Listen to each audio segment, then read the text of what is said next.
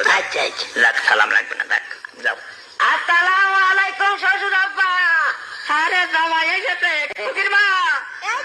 বাবাজি ভালো আছো? হ্যাঁ আমি ভালো, আপনারা ভালো আছেন? বাবাজি বলছো খুকে টাকা নিয়ে আয়।